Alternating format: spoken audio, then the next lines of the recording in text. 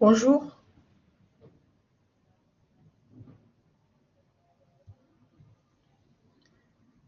Bonjour mes étudiants.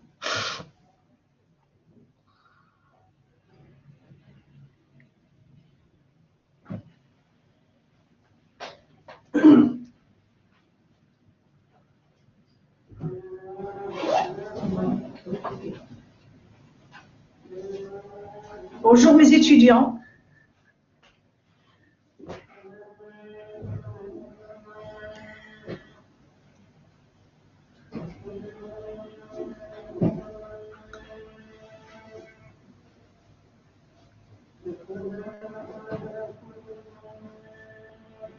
Alors on commence à la barakatillah.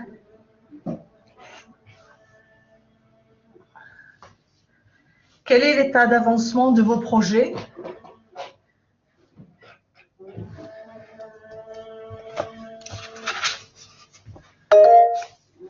Oui, Sions. Bonjour Madame. Bonjour.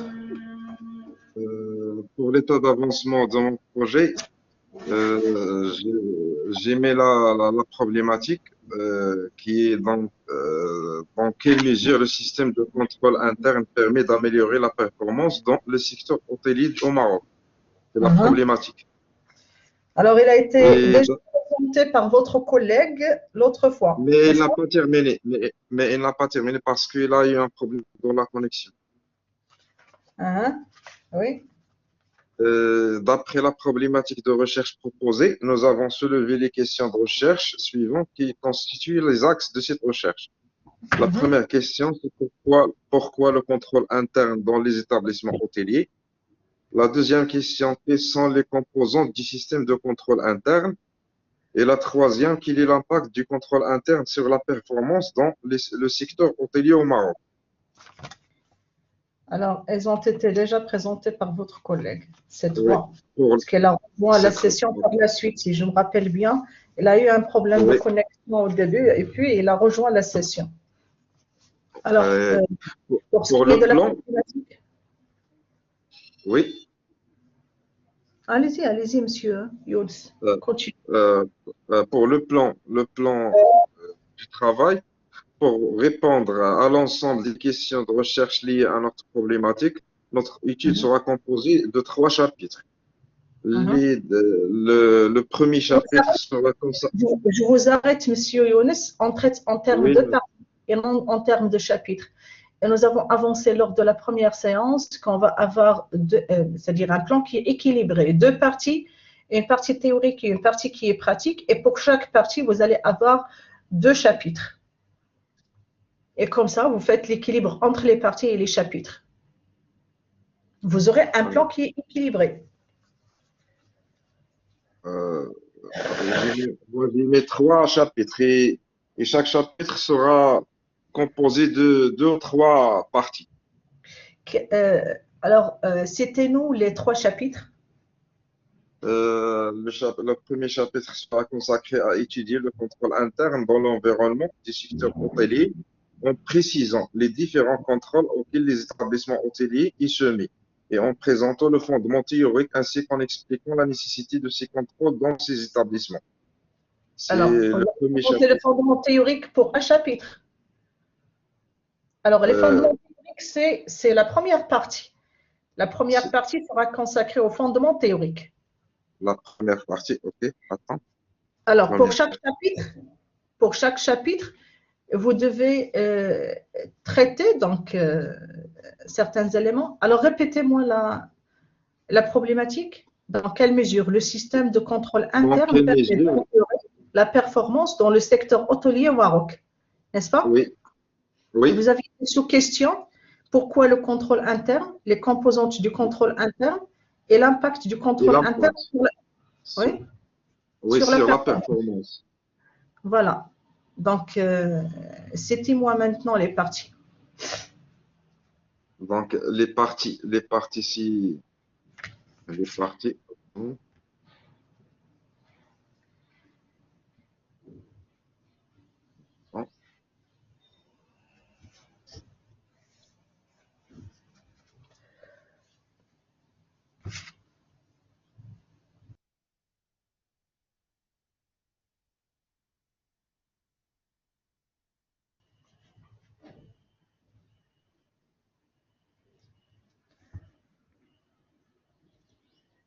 Monsieur Younes, vous répétez les chapitres. Oui, oui, oui. Attends, je vois les parties sont inscrites. Donc, les parties, la première partie sera consacrée au contrôle interne, définition, théorie et typologie. Uh-huh. Pour la deuxième partie, c'est l'environnement des secteurs hôteliers. Et la troisième partie, c'est le système d'information et diagnostic des risques dans le secteur hôtelier. Alors, pour ce qui est du deuxième chapitre, concernant le secteur hôtelier, alors vous allez le faire passer à la deuxième partie, parce que ça concerne la partie qui est pratique. C'est bon?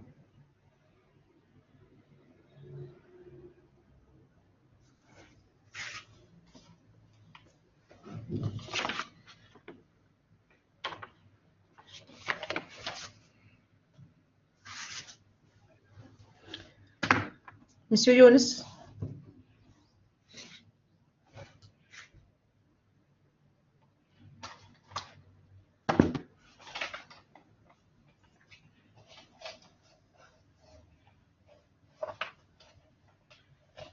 Monsieur Younes?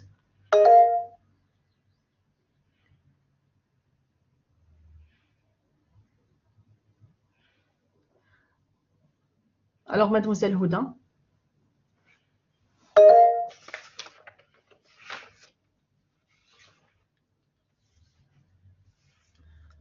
Mademoiselle Houda?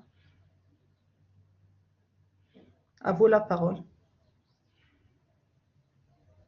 J'ai choisi comme sujet le marketing d'influence. J'ai travaillé avec Mehdi Lecheb. Elle est déjà donné la problématique.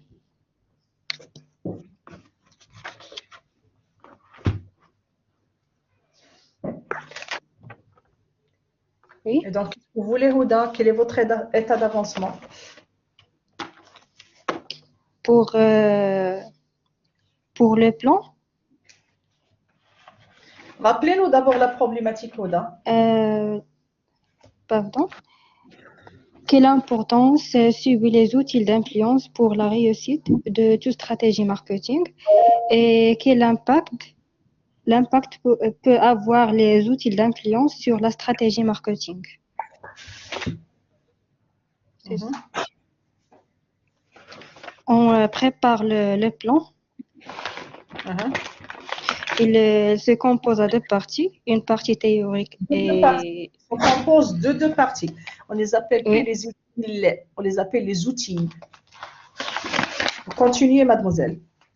La partie théorique et la partie pratique. Pour la première partie, état d'analyse théorique des notions liées au marketing d'influence. Et pour d'influence. Oui. Comment vous et pour la deuxième. Mademoiselle Et Houda, aussi, il se compose à deux chapitres. Oui, madame? se compose de deux chapitres. Oui. Alors, quels sont ces outils d'influence? Puisque vous allez les analyser, au moins, vous avez une idée sur ce qui se passe. Non, à l'instant, non. Comment vous voulez analyser quelque chose que vous ne connaissez pas? Alors, vous devez commencer par la lecture, mademoiselle. On Alors, étudie juste... un plan est avancé selon la lecture. On ne précise pas un plan comme ça au hasard. Un plan est fixé selon la lecture. Oui, alors, madame. vous devez revoir votre plan. Vous devez lire et donc présenter un plan qui dépend de ce que vous avez déjà lu. C'est bon? D'accord, madame. Ok. Alors, Siham. Bonjour madame. Bonjour Siham. Madame, la semaine dernière, vous m'avez proposé de préparer avec une étudiante. Augmentez votre voix s'il vous plaît, Siham. Je l'ai contactée, mais aucune réponse.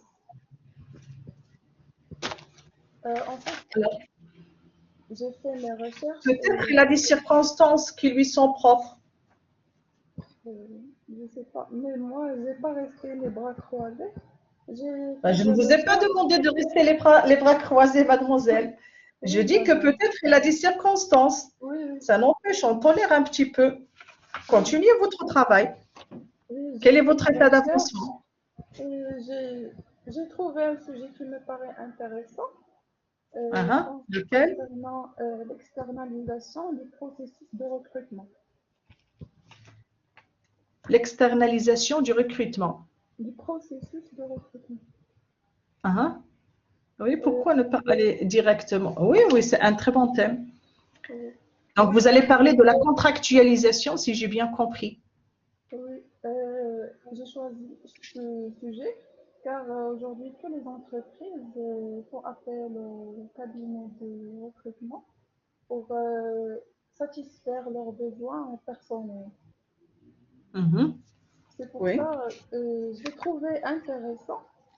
La problématique serait Ah, comment et pourquoi. excusez-moi, Oui, excusez-moi, oui, mademoiselle. madame. Est-ce que vous allez traiter ceci dans le cadre du secteur public ou bien dans le cadre du secteur privé? Le cadre du secteur privé. Alors, vous devez préciser ceci dans votre problématique. D'accord. Ou bien dans le début de la partie, qui est pratique. Vous allez préciser comme quoi votre champ d'études, votre terrain d'études, c'est le secteur qui est privé, Serait puisque le consacré secteur pour. public, Oui, c'est la contractualisation, c'est ce qu'on voit actuellement dans les réseaux sociaux, ce qui se passe pour les professeurs qui étaient recrutés pour une durée qui était limitée. oui. Et il y a leur problème. Et si vous voulez traiter les deux, donc ça vous revient. Non, j'ai choisi le secteur privé. C'est bon. Si vous avez déjà tranché, c'est déjà pas mal. Oui, Oui, euh, donc vous avez choisi le secteur privé. Parlez-nous un petit peu de votre thème de recherche. euh, la problématique. D'accord. Oui, vous dites ce que vous voulez. Allez-y. En fait, la problématique serait comment et pourquoi les entreprises font-elles appel au cabinet de recrutement pour satisfaire leurs besoins en personne. C'est trop lent. C'est trop long. Oui, alors vous éliminez pour satisfaire leurs besoins en personnel. D'accord. Ça Uh-huh. revient comment et pourquoi les entreprises font appel au cabinet de recrutement.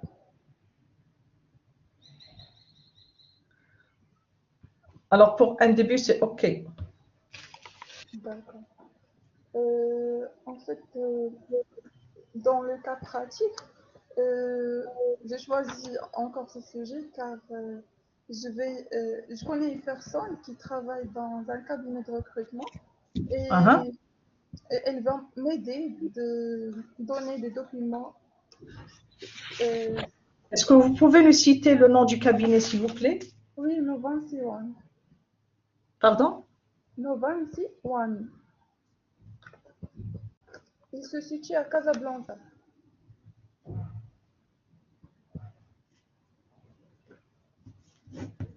Uh-huh. Je Alors, vais. vous avez dit, vous connaissez des personnes Oui, qui travaillent au sein du oui. cabinet. Uh-huh. Une personne de Donc, vous mon allez équipe. avoir l'accès à l'information. Voilà, exactement. Uh-huh. C'est pourquoi j'ai choisi ce sujet. OK. Madame, je vous parle du plan. Oui, si vous êtes avancé, pourquoi pas? Comme vous avez dit, il faut diviser le plan en deux parties. C'est ce que j'ai fait. La première partie sera consacrée aux approches conceptuelles de l'externalisation des recrutements. Et cette partie serait divisée en deux chapitres. Hmm. La première partie, je vais parler du recrutement en général. Et Uh-huh. le deuxième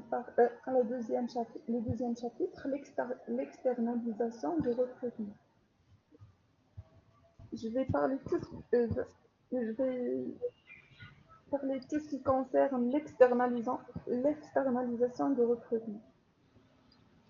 Mhm. C'est-à-dire, c'est un cabinet de conseil qui va être chargé concernant le recrutement du personnel d'une entreprise. Justement. Mhm. La partie 2 sera consacrée aux pratiques de recrutement par le cabinet Novancil. Je n'ai pas encore précisé les deux chapitres. Oui, c'est normal.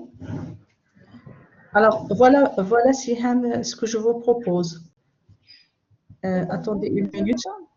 Attendez-moi une minute. Pardon? Est-ce que c'est un bon sujet? Pour le choix du sujet, je vous félicite. C'est un thème qui est à la mode et c'est un thème qui est d'actualité et c'est un thème aussi qui reflète un phénomène qu'on vit tous les jours. C'est le recrutement avec ses failles, avec ses problèmes, avec aussi ses avantages. Alors, voilà. Lorsqu'on traite un thème, il faut lier deux variables. Vous avez dit le pourquoi, le recours à ce type de recrutement. Et pourquoi? Non, non, non. Attendez, mademoiselle. Je vous ai laissé parler. Oui. Alors, vous allez m'entendre aussi. Avec plaisir. Merci, mademoiselle. Alors, vous allez poser la question du pourquoi de la chose, c'est-à-dire pourquoi on fait recours à ce type de recrutement. Comme vous savez, le recrutement traditionnel pour l'entreprise, elle peut créer ce qu'on appelle le recrutement au sein de l'entreprise, peut créer des problèmes. Parmi ces problèmes, c'est les pratiques qui sont illégales concernant le recrutement. C'est le clientélisme. Bak sahbi. Alors, voilà, pour éviter ce type de problème, les personnes, et pour être honnête, les dirigeants des entreprises sont actuellement en train de faire recours à des unités, des établissements qui sont spécialisés pour le recrutement ou bien pour la formation. C'est-à-dire ces personnes qui font la formation, elles peuvent faire le recrutement. Je vous donne l'exemple ici à Mohammedia. Alors, la faculté, les professeurs de la faculté, dans certains cas, ont fait appel à eux pour effectuer le recrutement. Rien que pour les collectivités territoriales récemment, ici à Mohammedia, on a fait appel aux professeurs, les juristes de la faculté de droit Mohammedia pour effectuer le recrutement. Auparavant, à Ben Slimane également, Ben Slimane, la collectivité de Ben Slimane, elle a fait recours aux professeurs de la faculté de Mohammedia dans le même sens. C'est des juristes pour effectuer le recrutement. C'est-à-dire, ce sont des personnes qui se trouvent en dehors de la collectivité et qui vont essayer d'effectuer le recrutement, bien sûr avec sincérité. C'est la même chose, ce que vous avez fait, mais ce n'est pas le secteur public, c'est le secteur privé. Donc, les entreprises sont en train de déléguer aussi certaines charges, certaines missions à d'autres personnes qui vont essayer de prendre en charge cette mission-là. C'est le cas du recrutement. Alors, pourquoi aussi? Parmi les raisons, c'est pour augmenter la performance de l'entreprise. On sait que les cabinets de recrutement sont experts concernant le recrutement du personnel. Alors, dans ce cas-là, on fait recours à ces personnes-là pour augmenter la performance de l'entreprise, pour que les personnes qui sont recrutées soient des personnes qui sont compétentes. Alors, on cherche la compétence. Et ceci pour augmenter la performance. Alors, votre thème, l'intitulé de thème doit être modifié. Vous devez lier l'externalisation du recrutement avec la performance de l'entreprise. Et vous allez traiter le problème du côté de l'entreprise, c'est-à-dire pourquoi le recours et ainsi de suite. Et est-ce que c'est bénéfique pour l'entreprise? De l'autre côté, pour le cabinet, qu'est-ce qu'elle fait? Et vous avez une troisième partie, c'est les personnes qui sont recrutées. Et si vous voulez que le thème soit à la hauteur, vous pouvez aussi contacter les personnes qui n'étaient pas admises concernant le recrutement et savoir là où le problème se pose. De cette façon, vous aurez un très bon thème avec la partie qui est pratique, qui est bien garnie.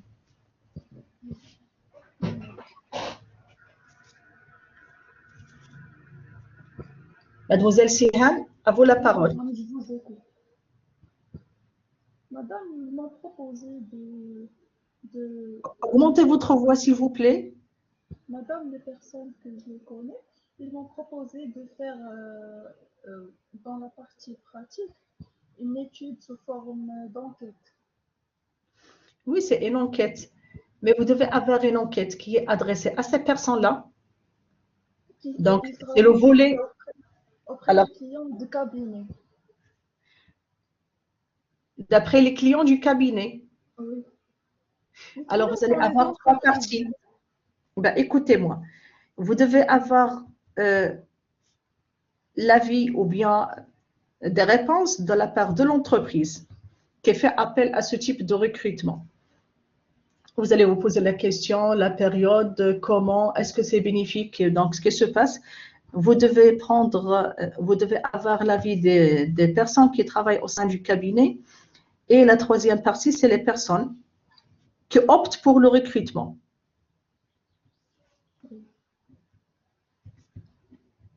C'est bon? De cette façon, vous allez avoir les trois avis.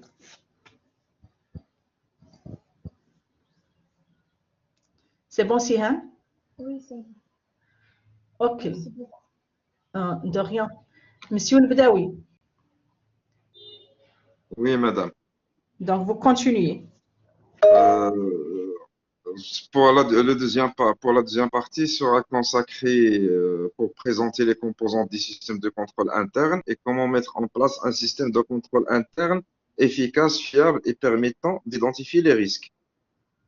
Le troisième chapitre sera consacré au cadre empirique de la recherche. Dans un premier lieu, on va présenter la méthodologie suivie pour répondre à notre question de recherche. Puis, on va procéder à la recherche de l'impact du contrôle interne sur la performance. Enfin, on va mener une analyse et des recommandations. Alors, s'il vous plaît, vous allez m'excuser 2 minutes et je reviens. Et monsieur El-Bdaoui, Oui. vous allez répéter quand je reviens. Alors, 1 minute, s'il vous plaît, je reviens. Ok, madame. Quoi?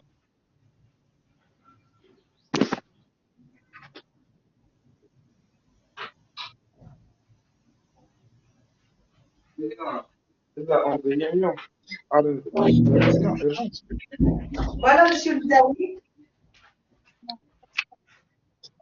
Oui, madame. Ça va. Alors, vous continuez. Alors, s'il vous plaît, vous étiez en train de traiter les parties. Je suis en train de traiter juste la première partie. La deuxième et la troisième, c'est juste les grandes lignes. J'ai pas encore Alors, entamé le. je vous répète, monsieur El-Bdaoui, que vous devez avoir 2 parties et non 3 parties. Dans la partie qui était, la première partie, c'est une partie qui est théorique. Dans la deuxième partie, vous allez faire tout ce qui est partie pratique. Concernant les hôtels, qu'est-ce qu'il y a, le contrôle interne au sein de ces hôtels-là, la pratique, quel est votre avis, peut-être des enquêtes. Alors là, c'est la partie qui est pratique. Maintenant, vous allez nous parler de la partie qui est théorique. Qu'est-ce que vous comptez faire dans la partie théorique? Allez-y. Dans la partie théorique, je vais définir le contrôle interne. Et aussi, Je ne sais pas pourquoi vous commencez par la définition. Alors, et aussi, je parle sur les systèmes d'information et diagnostic des risques dans le secteur hôtelier. C'est dans la partie théorique. Alors, lorsqu'on vous pose la question, qu'est-ce que vous allez traiter dans la première partie ou dans la partie qui est théorique, il ne faut plus commencer par les définitions. Normalement, la première partie, elle doit avoir un intitulé et la deuxième partie, un intitulé. Donc, vous allez avancer l'intitulé de la première partie et les intitulés des 2 chapitres que vous avez. C'est bon? Monsieur Younes est hors connexion. Alors, Khawla. Bonjour, madame. Bonjour, Khawla. Excusez-moi. Sihan? Et voilà, elle a éliminé la demande de parole. Khawla. Bonjour, madame. Bonjour. Je viens d'envoyer ma dérogation et vous êtes mon encadrante pour la PFE, pour le PFE. Quelle dérogation? Dérogation entre S4 et S6. Donc, c'est question administrative. Oui. Ce qui nous intéresse, non. Alors, ce qui nous intéresse, c'est que vous êtes une étudiante que je vais encadrer. Oui. À vous la parole, mademoiselle Khawla. Soyez la bienvenue parmi nous. Merci. J'ai choisi le sujet des modes de financement des petites et moyennes entreprises au Maroc. Est-ce qu'il ne s'agit pas d'un thème qui est déjà consommé? Tout le monde parle des modes de financement. Je pense pas. Non? Alors, puisque vous encadrez les étudiants, je sais qu'il y a un thème qui est consommé.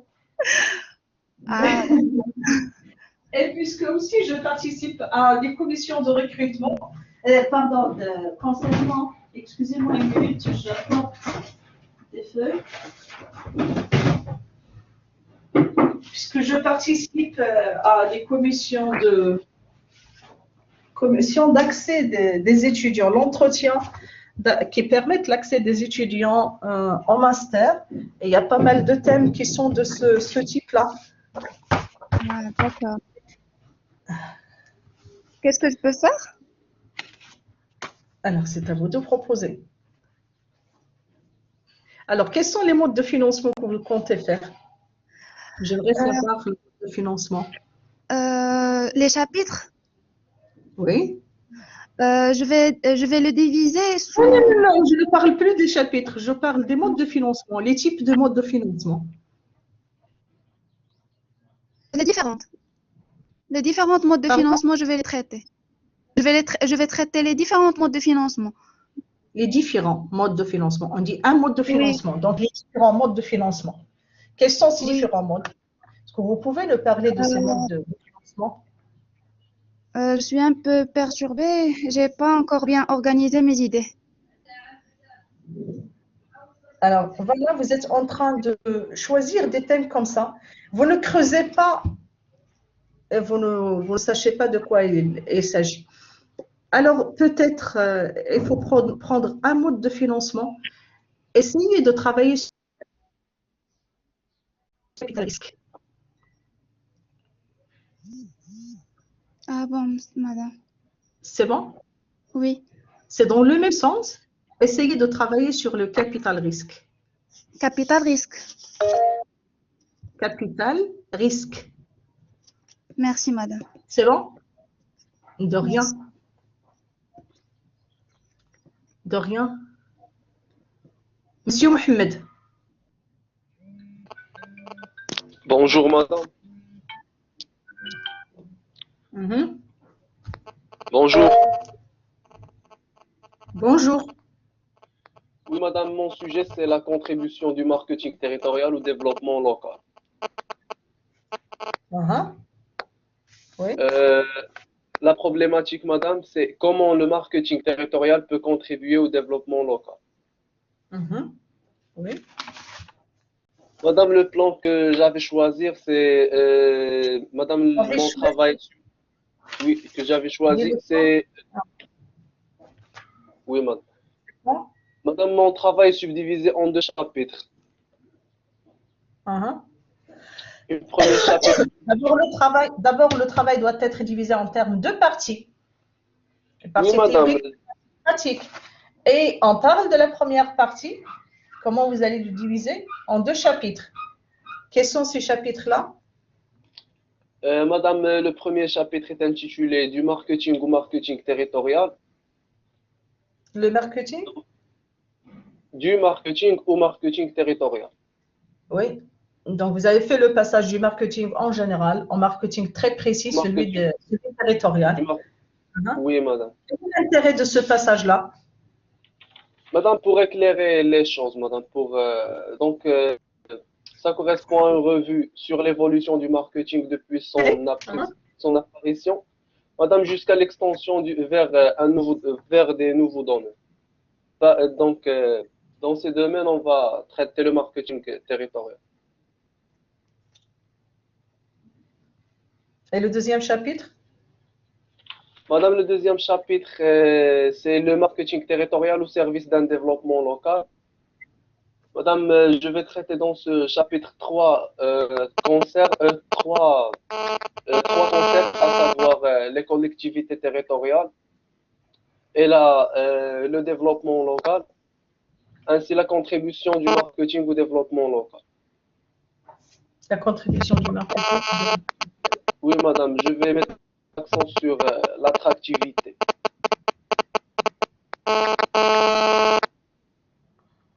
Alors, excusez-moi, Oui, madame. je ne sais pas si vous avez un téléphone? Oui, madame. Alors, éloignez-le, s'il vous plaît, de D'accord. votre PC. Hein? C'est bon, madame? Seulement le son, elle s'est atténuée un petit peu.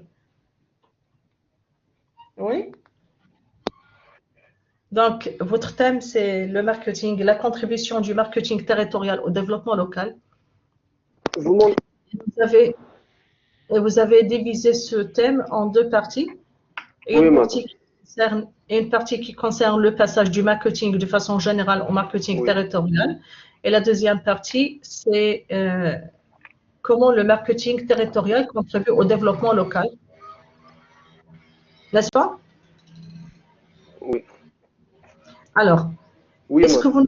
vous ne trouvez pas qu'il y a, c'est-à-dire le deuxième chapitre, il coïncide avec l'intitulé du thème? Oui. Alors, c'est à éviter. Et il ne faut plus, c'est-à-dire dans un travail de recherche, il ne faut jamais avoir un intitulé des titres, que ce soit une partie ou un chapitre ou une section qui coïncide avec l'intitulé du thème. Parce que le lecteur, Ah oui. elle peut se limiter à la lecture uniquement de ce titre-là. Et donc, elle aura une idée sur votre thème de recherche. Oui, madame.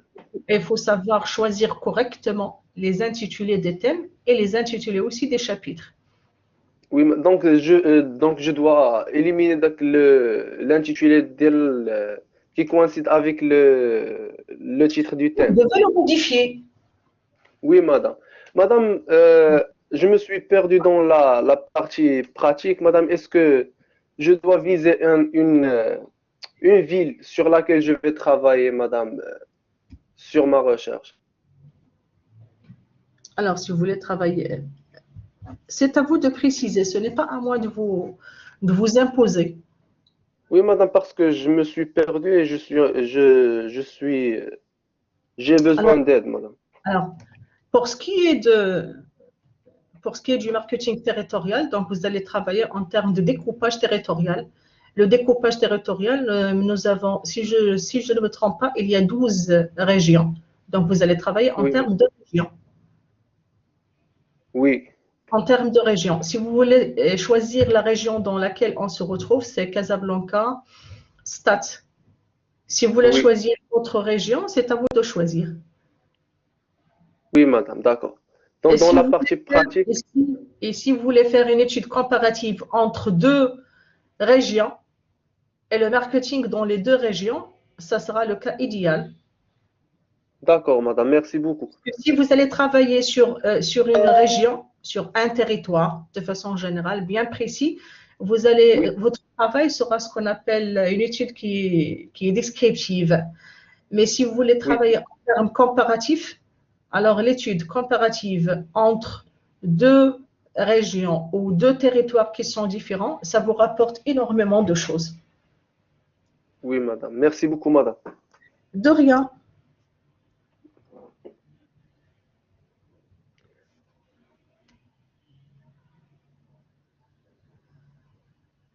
Raoula, s'il vous plaît, éliminez la demande de parole.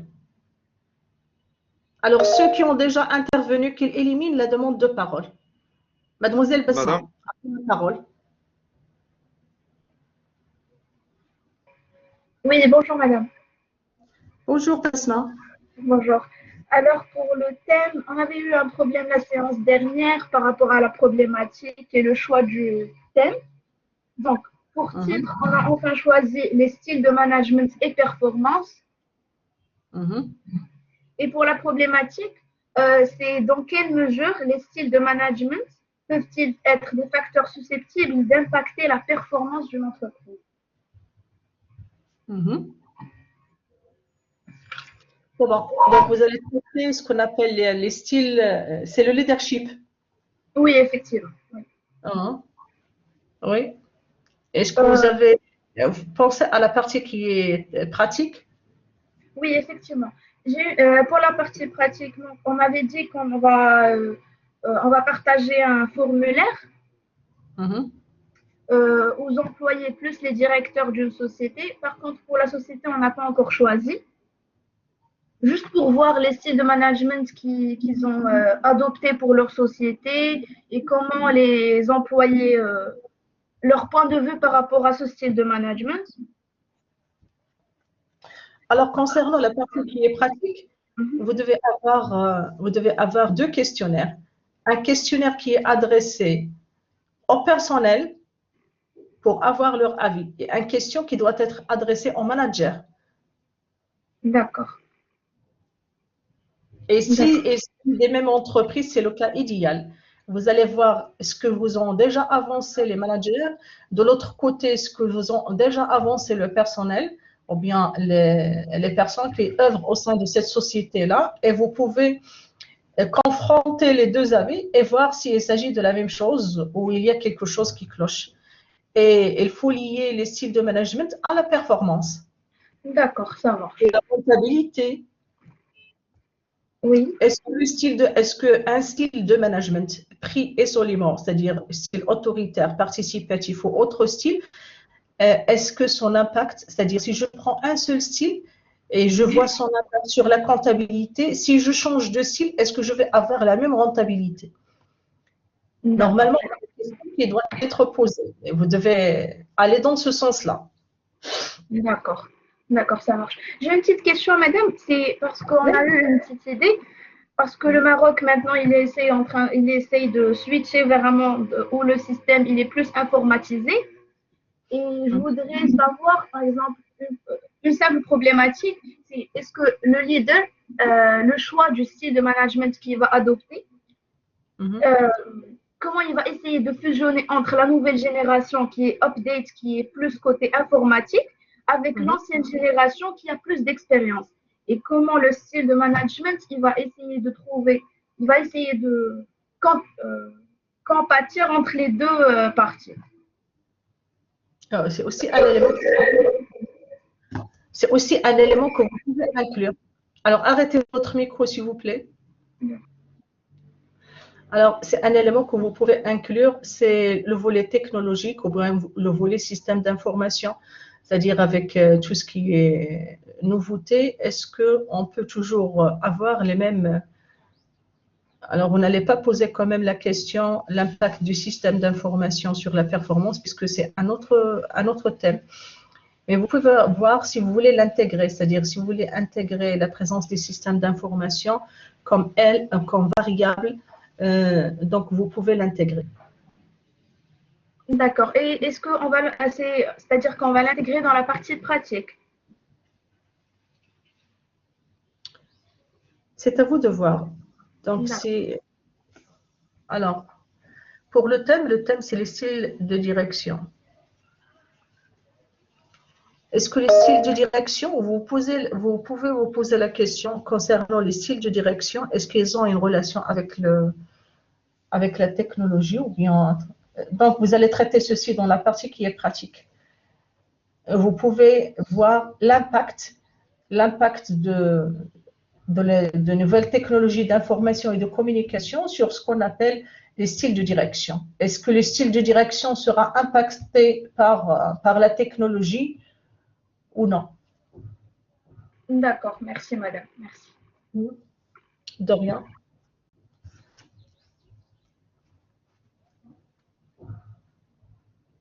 Alors, monsieur Mohamed, on a déjà terminé, n'est-ce pas? Le Ktaibi aussi. Vous avez demandé la parole? Madame, s'il vous plaît, j'ai oublié de vous poser une question. Augmentez votre voix, mademoiselle Siham. S'il vous plaît, j'ai oublié de poser une question à propos. Oui. Est-il nécessaire de résumer chaque partie? Faire une conclusion pour chaque partie? Comment ça faire la conclusion de chaque partie? Euh, Vous allez rédiger un mémoire. Oui, madame. Et donc, pourquoi vous parlez en termes de résumé? Non, vous m'avez pas bien compris.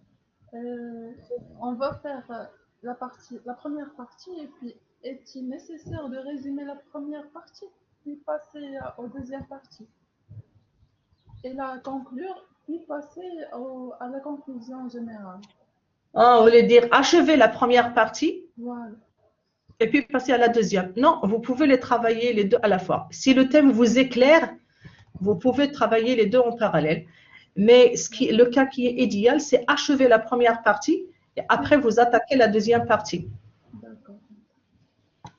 C'est-à-dire la première partie, la partie qui est théorique, elle va vous montrer les variables, elle va vous montrer, c'est-à-dire les questions que vous allez poser dans votre questionnaire dépendent de la première partie, à savoir la partie qui est théorique. On dit que la partie qui est pratique, c'est le parallèle de ce que vous avez déjà vu dans la partie théorique. D'accord, merci beaucoup. C'est-à-dire, vous allez nous éclaircir sur le terrain qu'est-ce que se passe. Vous avez déjà présenté la théorie et vous allez nous éclaircir ce qui se passe sur le terrain, dans la partie pratique. C'est bon, mademoiselle Sihan? Oui, c'est bon. Merci beaucoup. De rien, avec plaisir.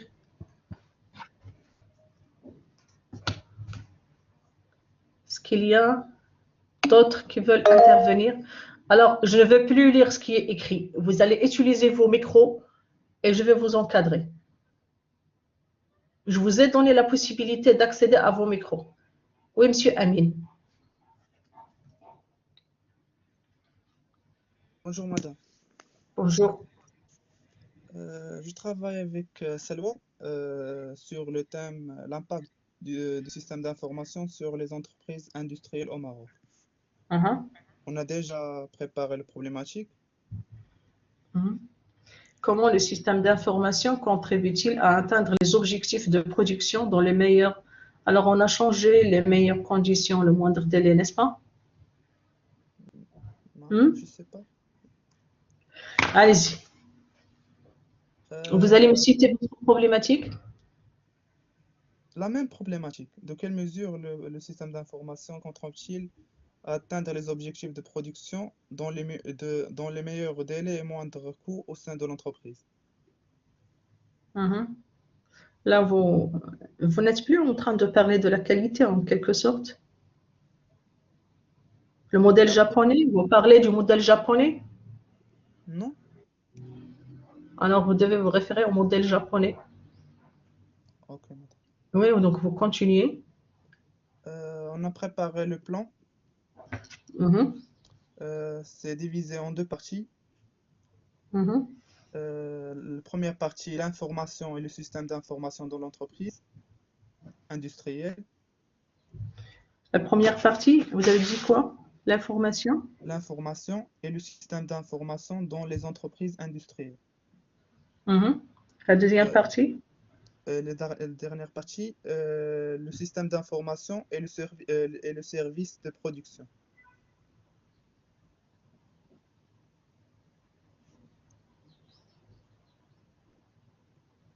Chaque partie est divisée en deux chapitres. Premier chapitre, de l'information au système d'information. Dans ce chapitre, on va parler de l'information dans l'entreprise et dans la deuxième section, on va parler du système à l'approche systémique de l'entreprise et en dernière section, on va parler de le système d'information dans l'entreprise industrielle. Vous continuez. Deuxième chapitre, secteur industriel au Maroc. Ce chapitre est divisé en trois sections. Première section, c'est présentation du secteur industriel au Maroc. La deuxième, c'est la place de le système d'information dans les entreprises industrielles au Maroc. Et la troisième, c'est la stratégie et gestion de production.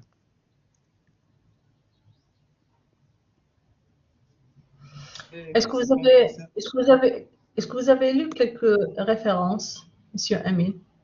Oui, oui, madame. J'ai déjà lu Mhm. des Qu'est-ce que ouvrages. vous avez lu?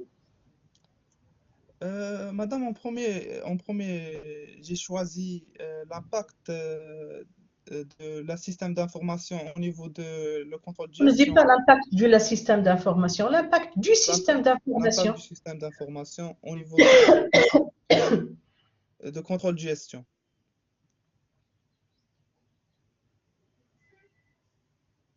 Mhm. Mais on a choisi de parler en général. Vous avez dit combien de parties?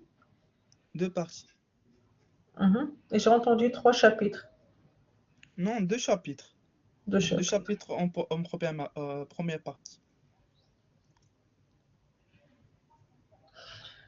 Alors, pour un début, c'est OK. Mais au fur et à mesure que vous lisez, donc le plan change. Ok, madame. Monsieur Cheb. Euh, il y Bonjour, a madame. la deuxième partie aussi. Bonjour, Monsieur Cheb. Bonjour, madame. Oui, bonjour. Bonjour, madame. Alors, J'ai excusez-moi, préparé le plan avec Monsieur Amin, Ouda. Monsieur Oui, Amin, madame. Oui, madame. est-ce que vous avez terminé votre intervention? Non, là, il y a la deuxième partie. Allez-y. La Excusez-nous, deuxième, Monsieur Cheb. la deuxième partie, c'est le service le système d'information et le service de production. Cette partie divisée aussi aux deux chapitres. Premier chapitre, c'est l'impact du système d'information sur la réalisation des objectifs de production. Et la deuxième chapitre, c'est Le deuxième chapitre. On dit et un chapitre. le deuxième chapitre, le processus de création d'un système d'information efficace au sein d'une entreprise industrielle. Le processus de... De création d'un système d'information efficace. Oui, je pense que votre plan, il est équilibré. Vous avez traité les différents éléments. Pour un début, je dis bien pour un début, un plan de début, c'est OK. Merci. Mais il faut enrichir ça par la lecture. Au fur et à mesure que vous lisez, vous allez avoir d'autres éléments à ajouter. D'accord. Et le plan va changer en fonction de la lecture. Oui, madame. C'est bon, Monsieur Amin? Oui, oui, madame. Merci. Monsieur le Cheb, de rien. Monsieur le Cheb, à vous la parole. Bonjour, madame. Bonjour. J'ai préparé le plan avec Ouda. On va diviser le plan en deux parties. Le partie 1, l'état d'analyse théorie des notions liées au marketing d'influence. Alors, est-ce qu'on n'a pas parlé aujourd'hui du marketing d'influence? Il y a une étudiante qui s'est intervenue sur le marketing d'influence, n'est-ce pas? Non. Hmm? J'ai j'ai entré la séance en retard.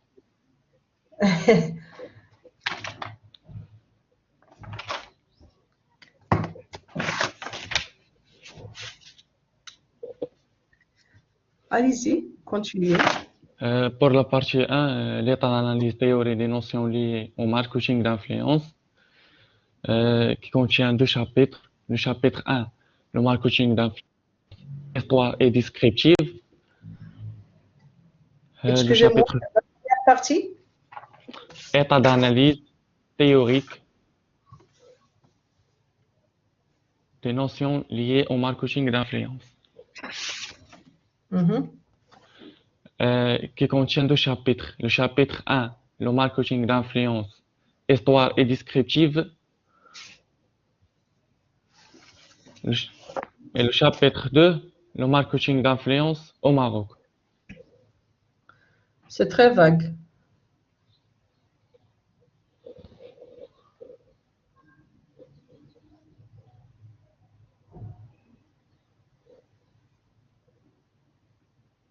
Alors, le Maroc, c'est très vague pour étudier le marketing d'influence. Est-ce que vous pouvez délimiter davantage votre thème? Oui, madame? Est-ce que vous pouvez délimiter davantage votre thème?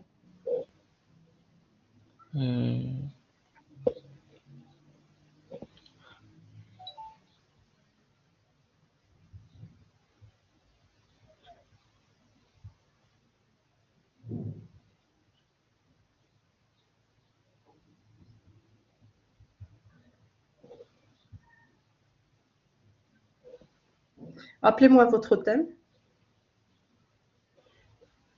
Le thème marketing d'influence. C'est très vague. Le marketing d'influence comme ça, je vous ai aidé pour un début, mais vous devez finaliser votre thème. Le marketing d'influence comme ça, c'est un cours. Ce que vous allez faire ce qu'on appelle un…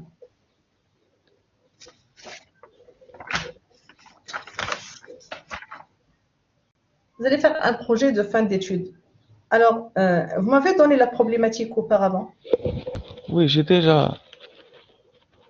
Vous avez dit quel impact peuvent avoir les outils d'influence sur la stratégie marketing d'influence. Oui, Alors, vous travaillez le thème avec qui? avec Houda. Houda Lazioui. Euh, je- Oui, oui. Houda. Vous vous présentez, Houda, vous êtes là?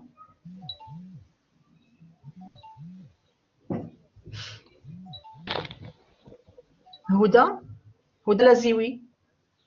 Oui, oui, Houda, oui, madame. Je ne sais pas pourquoi elle ne répond pas, elle est là. Elle est présente, elle a la connexion et tout. Aucun problème ne se pose pour elle. Vous continuez, Monsieur Cheb.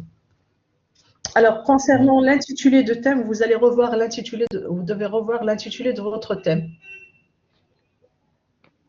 Pour la problématique, madame, j'ai dit la dernière fois quelle importance civique les outils d'influence pour la Je réussite. ne parle plus de la problématique.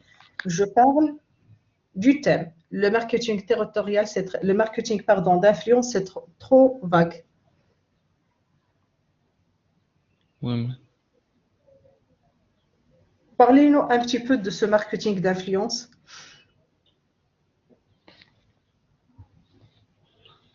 pour la marketing d'influence. C'est quoi le marketing d'influence? Le marketing d'influence, c'est une chose que les gens expriment des influenceurs comme les réseaux sociaux. Mhm.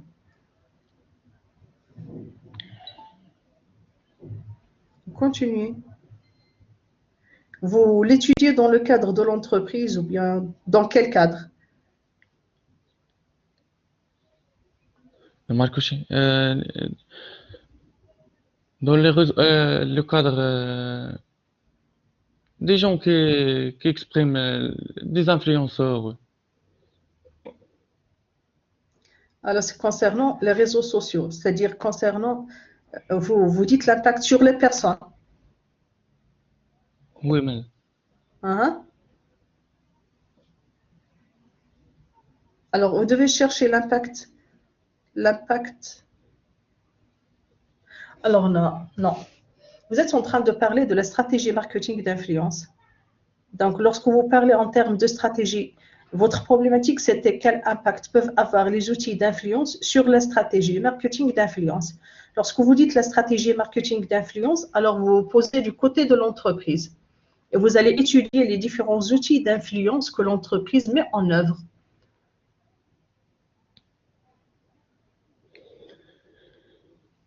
Monsieur Cheb, oui, madame. est-ce que c'est bien ça?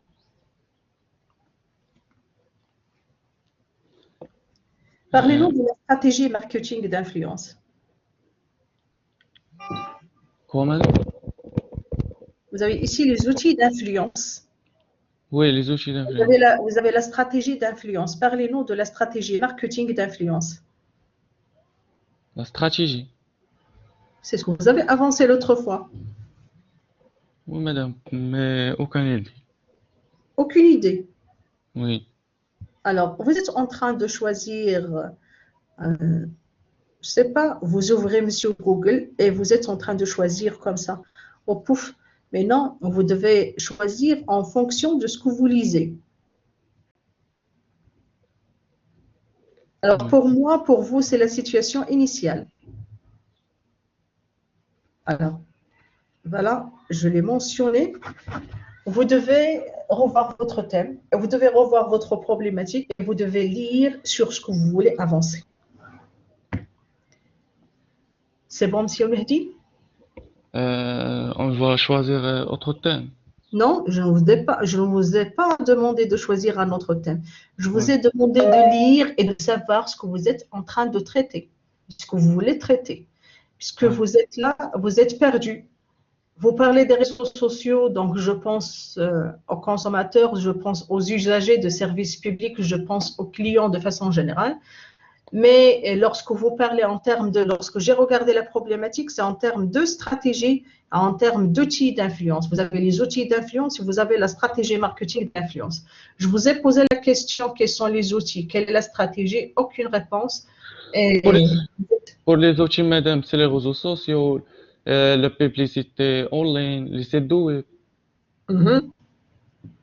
Pour, pour, Alors voilà, je vais vous laisser la possibilité de lire, de relire et de vous positionner.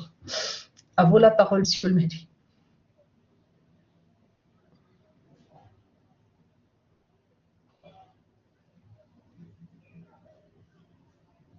Monsieur le Mehdi, oui. à vous la parole.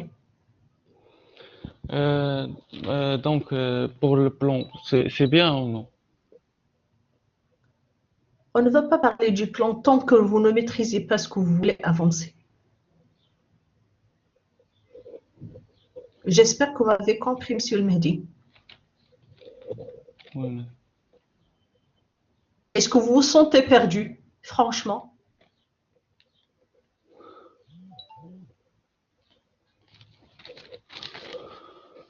J'attends une réponse.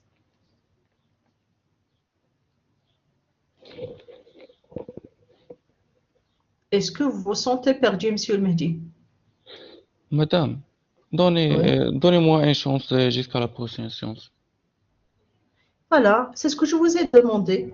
Je vous ai demandé donc qu'on se retrouve la semaine prochaine et que vous allez penser, est-ce que vous voulez avancer? Vous allez trancher. C'est ce qui est demandé. Quel est le cadre dans lequel vous voulez traiter votre thème? C'est bon. À la semaine prochaine, Monsieur le Mehdi. Ah, Khaoula. Khaoula, c'est vous qui avez choisi les modes de financement? Salut, prof. Salut. Oui, j'ai choisi ce sujet. J'ai trouvé des difficultés par rapport au sujet que vous m'avez proposé. Est-ce que si ça vous ne dérange pas, vous pouvez me le changer? Capital risque. C'est à vous de choisir. Si vous voulez choisir les modes de financement, je peux vous laisser les modes de financement. Oui, je peux donner dans ce sujet. Hein? Alors, vous voulez traiter les modes de financement? Oui. Alors, Les pourquoi modes- vous avez choisi ce thème-là? Parce que c'est un sujet qui n'est pas abordable depuis tous les étudiants qui sont dans mon groupe. Vous parlez des étudiants qui se trouvent ici. Oui, Les modes de financement, pour moi, c'est un thème qui est déjà consommé. Il y a pas mal d'étudiants qui ont traité les modes de financement. Hmm. Je suis vraiment perdue. Mhm. Ça y est, je vais travailler sur les modes de financement du PME au Maroc. Pourquoi les PME?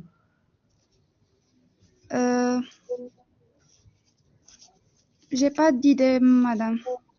Alors, précisément, les modes de financement concernant les PME, c'est un sujet qui est dépassé. Parce que les petites et moyennes entreprises, ce sont la catégorie d'entreprises qui souffrent concernant les moyens de financement et n'ont pas assez de moyens de financement. Alors, le thème, je peux vous dire le thème, comment vous le regardez. Vous allez citer les différents modes de financement et leur contribution au financement. Bien, vous allez nous citer, voilà, les modes de financement. Il faut rapporter quelque chose de nouveau. Il faut prouver une valeur ajoutée qui vous est propre. D'accord, madame. Peut-être voir quel est le mode de financement le plus utilisé, essayer de contacter différentes entreprises et donc de voir leur mode de financement et d'avoir, à travers cette étude comparative, vous allez tirer des conclusions. Mais le thème, les modes de financement dans les PME tel qu'il a été traité pour différents étudiants, je ne vois pas de vraie valeur ajoutée apportée. Mais c'est penché. D'accord, madame. C'est bon? Merci. Alors, merci à vous. De rien. Les autres étudiants.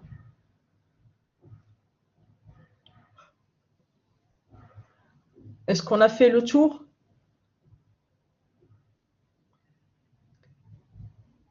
Est-ce qu'il n'y a personne qui veut intervenir? Hiba. Bonjour madame. Bonjour Hiba. Je tiens à m'excuser, j'ai pas pu assister à la séance précédente. J'avais un empêchement familial.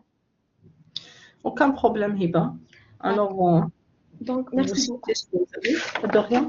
Pour notre état d'avancement, on a déjà fait la problématique, mais on n'a pas pu vous représenter. Quel est votre thème d'abord Hiba? Rappelez-moi votre thème. C'est le management de qualité dans le secteur touristique. Je travaille en binôme avec Fatem Zahra Al-Khair.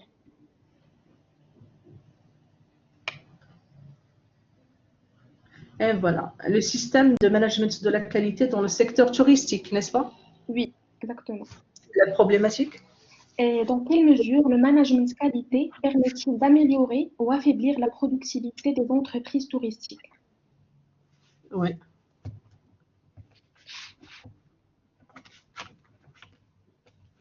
Et comment vous comptez le... Alors, est-ce que vous pouvez me citer doucement votre problématique? D'accord. Dans quelle mesure le management de qualité permet-il d'améliorer ou affaiblir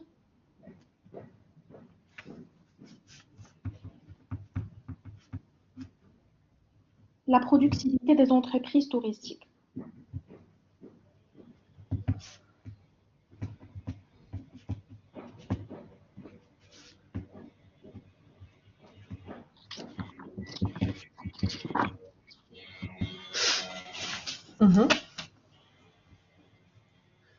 Comment vous comptez aborder votre thème?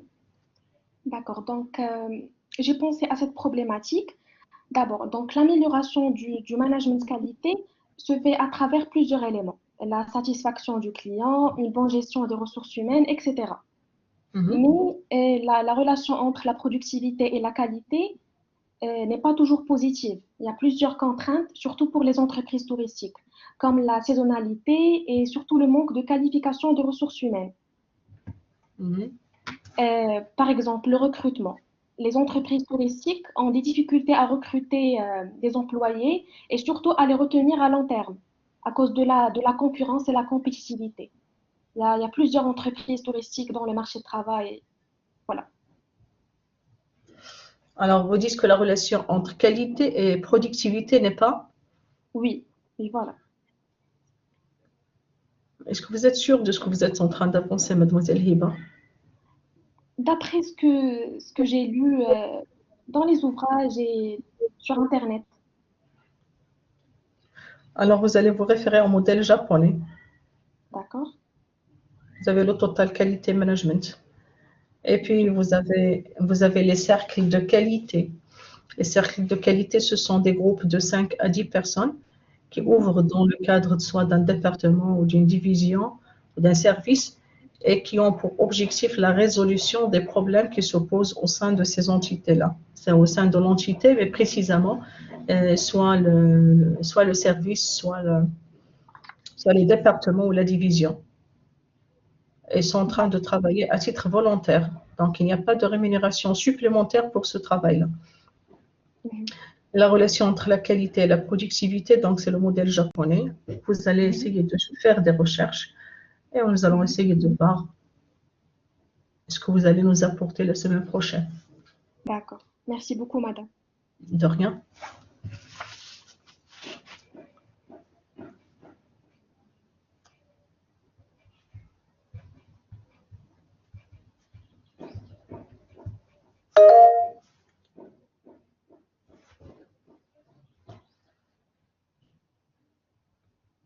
Hiba, vous êtes avec Fatem Zahra. Est-ce que vous voulez ajouter quelque chose?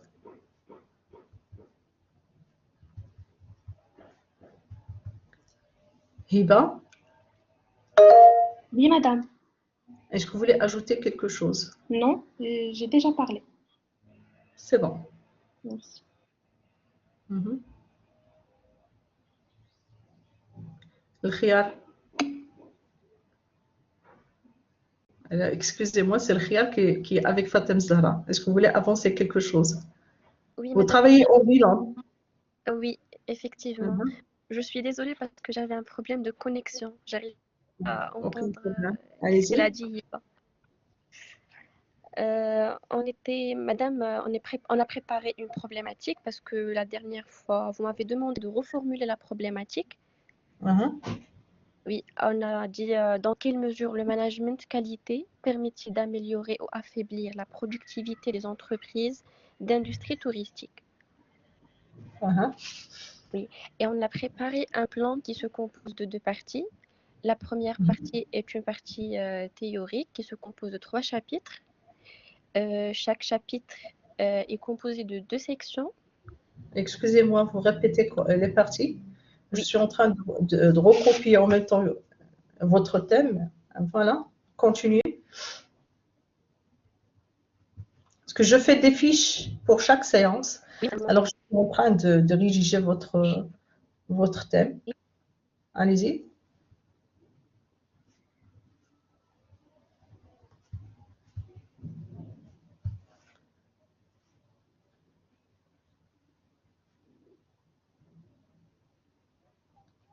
Mademoiselle Khia.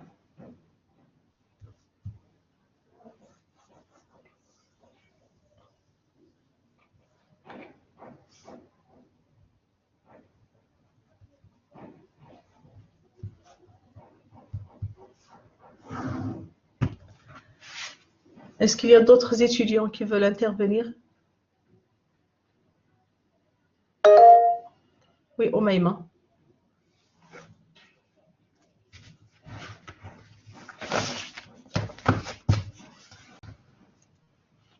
Omaïma, à vous la parole.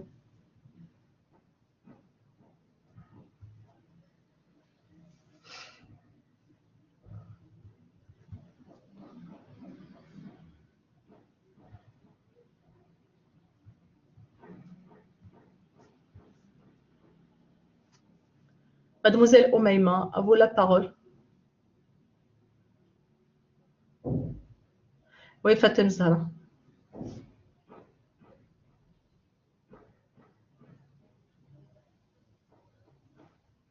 Oui, madame. Vous m'entendez? Oui, maintenant oui. Oui, je disais, madame, on a 2 parties. La première partie qui est théorique et la deuxième qui est pratique.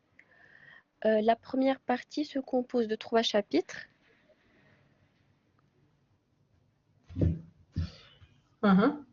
Deux chapitres. Pourquoi 3?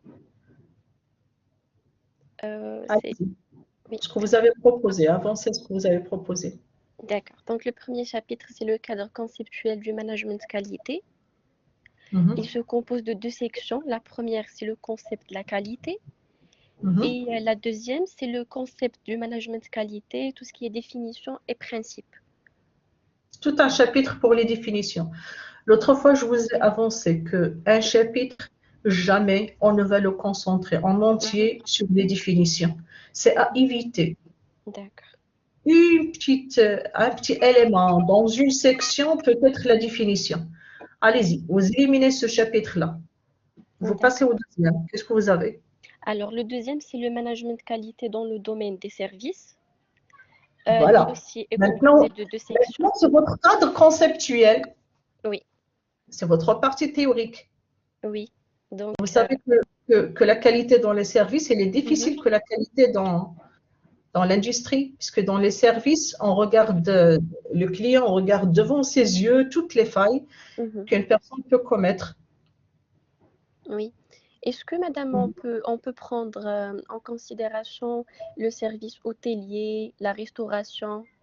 Oui, oui, l'hôtellerie, c'est-à-dire vous ne pouvez pas dissocier le service de la restauration du service de l'hôtellerie. D'accord. Donc, ce chapitre, madame, est composé de 2 sections. La première, c'est la qualité dans les services. C'est la clé du succès des prestations de services. Et la deuxième, c'est le management de la qualité des services. Quelle est la différence entre la qualité et le management de la qualité? Madame, on veut parler de la démarche qualité, premièrement. Puis le management de la qualité. Quelle est la différence entre la démarche et le management?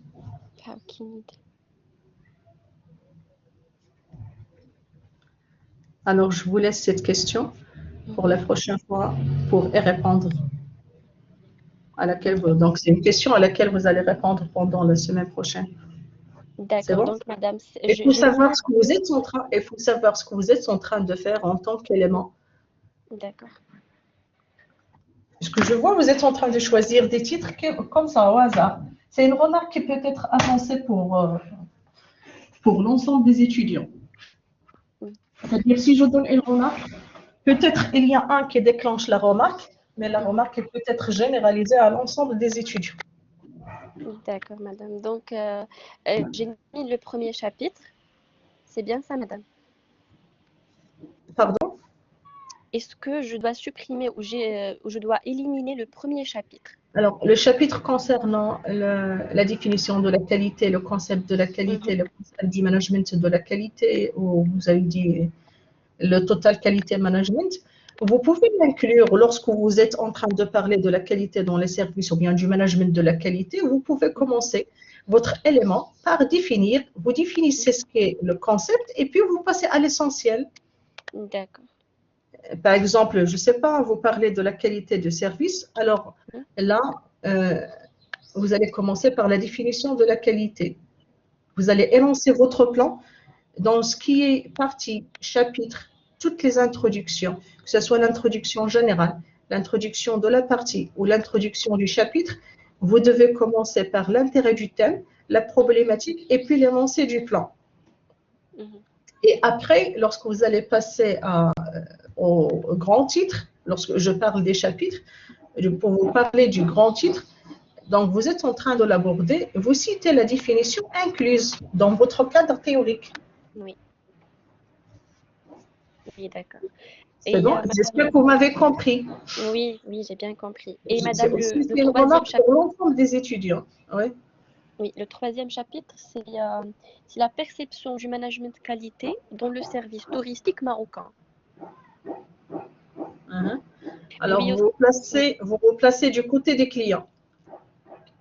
Oui, oui, la satisfaction des clients, la fidélisation, oui. Alors, si j'ai bien compris, vous vous placez d'un côté, du côté de l'entreprise, à travers la démarche qualité, le management de la qualité, et de l'autre côté, vous vous placez du côté du client pour savoir quel est son avis. Est-ce qu'il est satisfait ou non?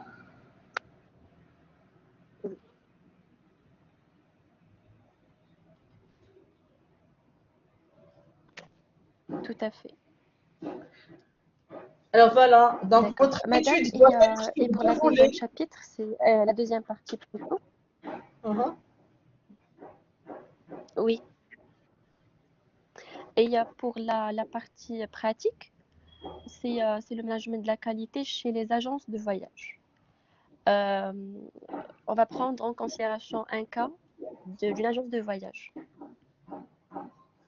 Mhm. Et madame, la question qui se pose là, est-ce Alors, qu'on est votre cas, censé c'est de l'agence de faire 2 voyage. questionnaires? Oui, une agence de voyage.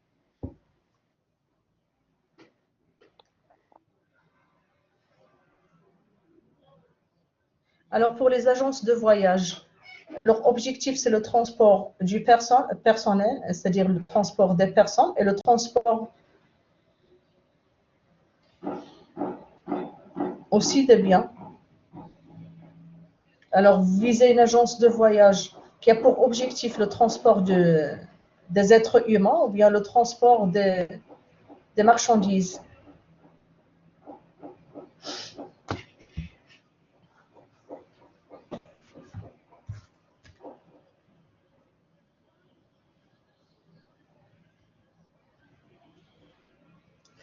Mademoiselle Fatem Zahra?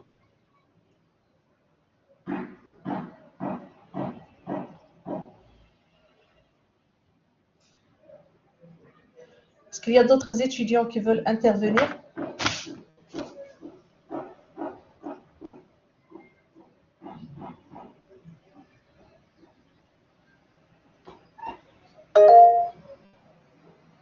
Oui, Hsna.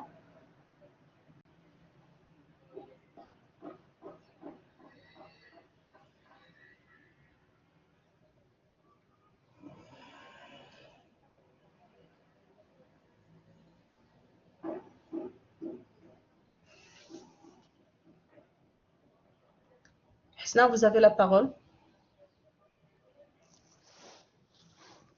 Bonjour madame. Bonjour Hsna. Oui, j'ai intervenu, c'est ma première fois et j'ai choisi un sujet, c'est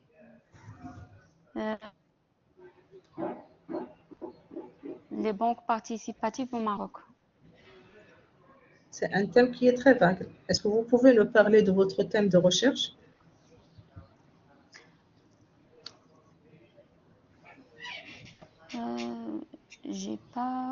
J'ai aucune idée sur le thème.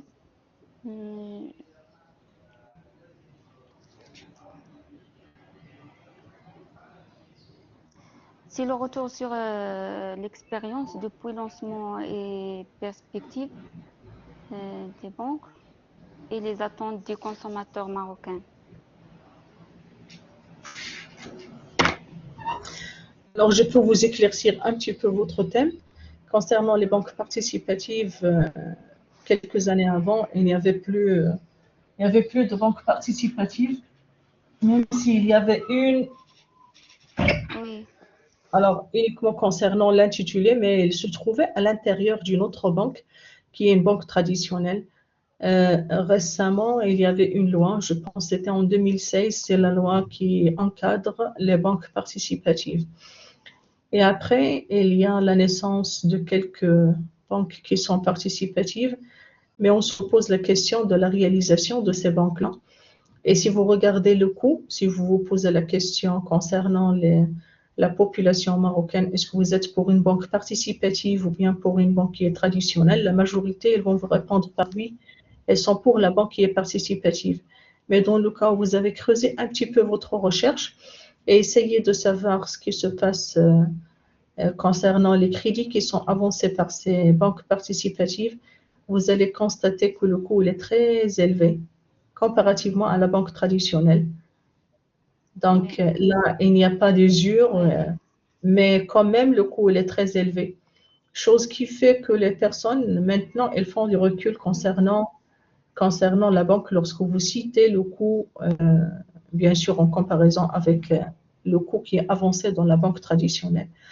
Alors, c'est le thème qui est généralement abordé, c'est-à-dire c'est la face qui est généralement abordée par les étudiants.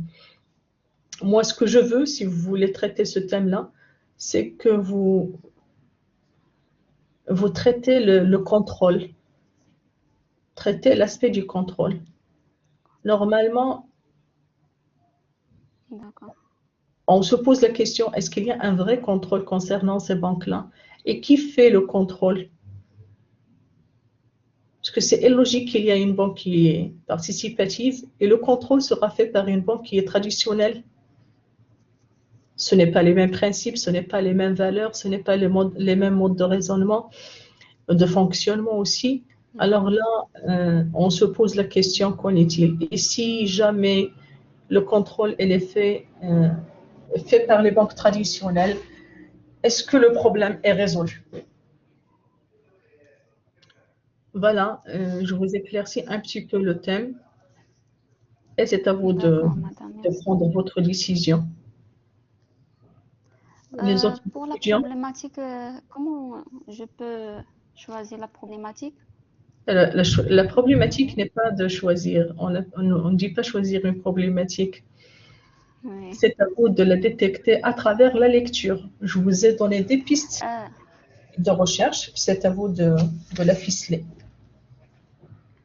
Est-ce qu'il y a d'autres étudiants qui veulent intervenir?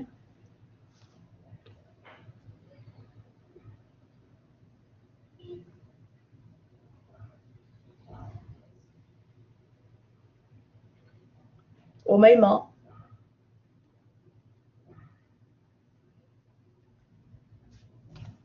Alors, Hasna, vous éliminez la demande de parole.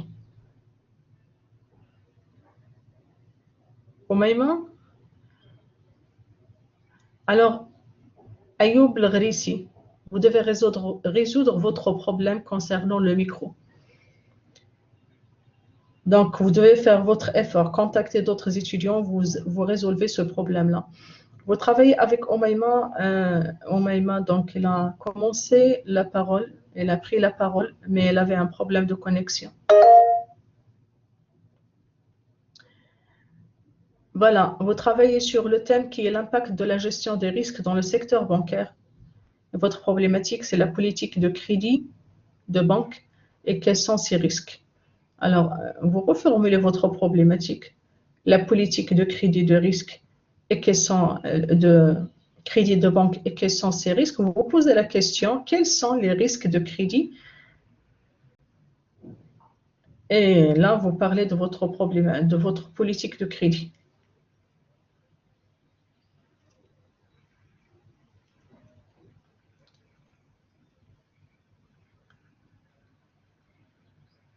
Voilà, donc c'est OK pour le thème. Pour la problématique, il faut la modifier. Donc, je vous ai proposé comment vous pouvez la modifier.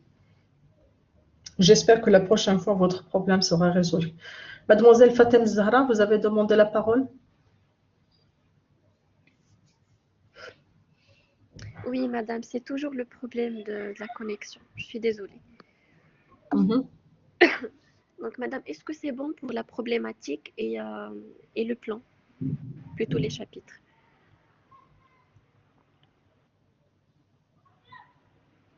Alors, vous travaillez sur le système de management de la qualité. Alors, pour moi, j'ai terminé la discussion avec vous. Vous avez la problématique, vous avez l'intitulé du thème. Je vous ai demandé, vous avez le cas pratique qui sont les agences de voyage. Oui. Vous avez déjà délimité votre champ. Oui. Alors, le plan, vous allez lire. Maintenant, vous allez commencer la lecture. Je ne vais pas vous dire est-ce que c'est oui ou non. Je vous ai laissé la possibilité de faire la différence entre la démarche qualité et le management de la qualité, puisque je sens que ce que j'ai senti, c'est que vous n'avez pas pu faire la différence entre les deux. Oui. Vous allez maintenant commencer votre lecture et par la suite, le plan apparaîtra. D'accord, madame, parfait. Et madame, est-ce qu'on est censé de vous envoyer nos travaux avant le 31 mai? Je ne sais pas quelle est la date limite. Parce que hier, il y a une décision qui a été prise par le doyen. Il nous a demandé de tous vous envoyer le travail avant le 31 mai. Alors, si la décision a été prise dans le conseil de la faculté? Oui, oui. C'est bon. Donc, si la décision est prise dans le conseil de la faculté, vous êtes obligé de rendre votre travail avant le 31 mai. D'accord, madame. D'accord, merci. C'est bon? Oui, merci. De rien.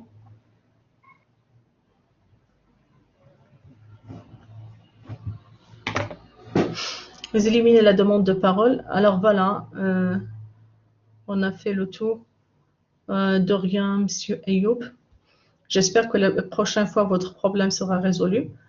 Alors, s'il n'y a pas d'autres intervenants, donc à la prochaine séance.